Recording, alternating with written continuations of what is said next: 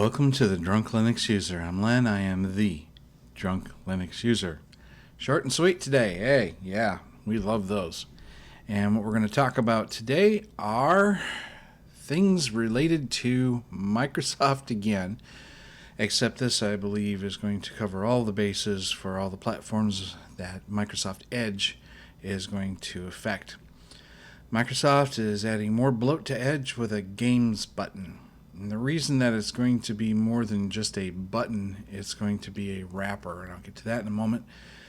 Microsoft is adding a new feature to Edge, but you're probably not going to like it, says the author Ashwin on the website ghex.net. The Chromium-based browser now has a games button because why not? I like that. This feature hasn't made its way to the stable channel yet, but according to Reddit user, I'm not even going to try, who spotted the option, it is available in the Edge Canary channel. Also, it's not enabled by default, which is a good thing. Switching it on adds the button to the browser toolbar. Clicking the said button displays a modal that pulls content from MSN Games. That's what it is. The panel is a glorified web wrapper for Microsoft Online Game Portal. And they go on to say, great, that's just what we want, more bloat. Have to say that I am not surprised. They recently came up with another button wrapper type of thing for, I believe, shopping. So they're just going to keep adding to this. It's what they consider to be their browser based on Chromium. Not Chrome, but Chromium. And even though that is a Google-created browser, Microsoft is tweaking it for their own benefits. And that's what Microsoft does. This is their way of showing you what you need. So look forward to that if you're using Edge, whether it be Windows or in Linux. And if you like the feature, fine. If not, it's turned off by default. So I wouldn't worry too much about it if it doesn't mean anything to you. I've talked before about different Linux type of file systems, ext4, BTRFS, and it's Linux file systems, everything you need to know. It's going to talk about firmware with your BIOS, your UEFI, how the bootloader partitions and the partition table. And we're also looking at things such as LVM or logical volume managers, the file system, different type of file systems, ext2, 3, and 4. 4 is the most current version of the ext varieties. BTRFS, as I mentioned before, ZFS, and the SWAT files. There are also some non-Linux file systems, FAT and NTFS. Those you're going to find primarily on Windows platforms. And it talks a little bit about disk encryption as well. I'll leave this link up along with the others in the show notes. And if you're curious to find out more about what these are all about, you'll be able to read it here. Maybe not first, but you'll read it here. A lot of times when people are installing Linux for the first time, they're being barraged by vernacular that they're just not familiar with. And so anytime I can run across something that might help to clear that up, I'll pass it along to you. The last one I'm going to spend a little bit more time on, but not a great deal. I don't live stream. And that's a good thing, okay? Because it's always nice for me to be able to go back and clean up my mistakes.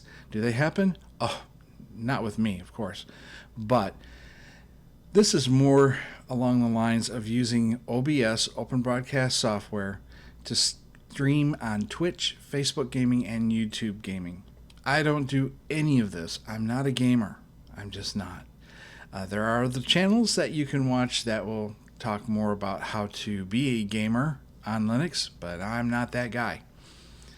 However, this is really, really great because this shows you how to not only download and install OBS, but how to set it up, how to set up your game for broadcast.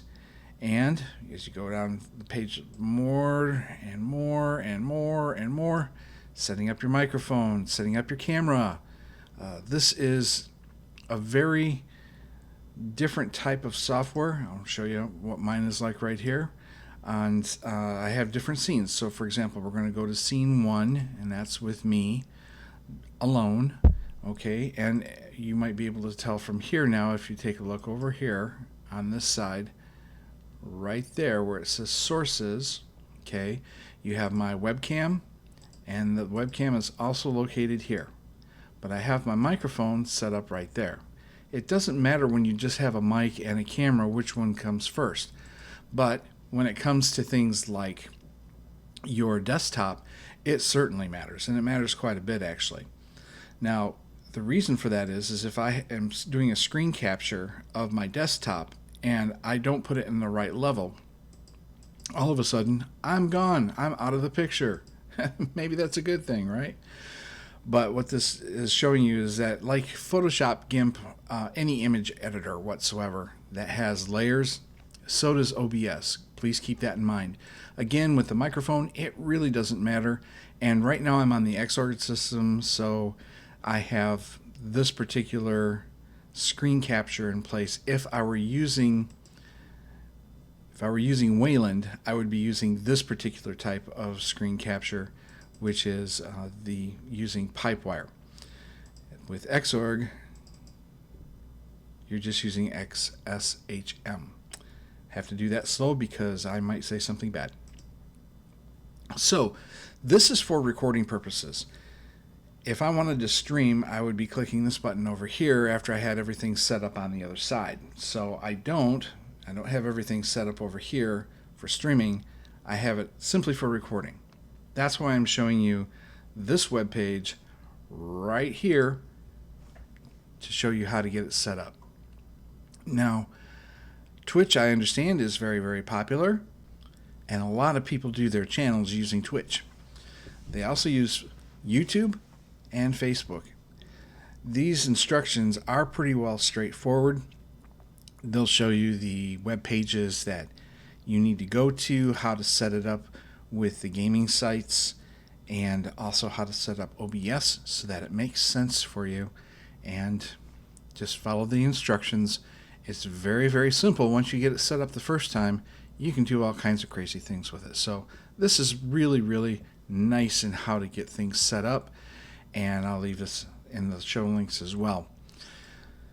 Did find out that there is something, again, slightly different between Wayland and Xorg when it comes to using, for example, .desktop files. Now these are, what will happen is, for example, I'll install an app image and I use a piece of software called App Image Launcher. And the first time I launch that app image, which is a single self-contained piece of software that has all the dependencies already built into it, it'll ask me, do you want to integrate with the system? And I say yes. So what it does is it takes that app image and it puts it into a folder that says applications in my home directory.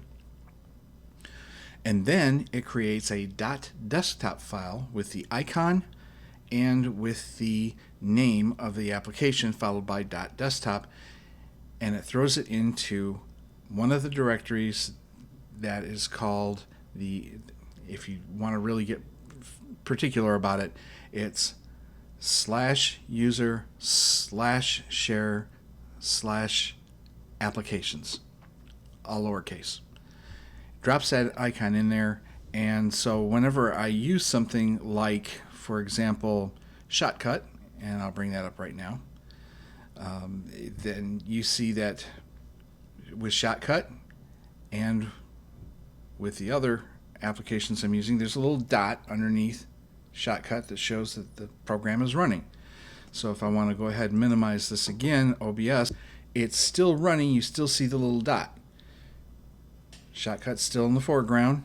You can also see that my web browser is still running as well.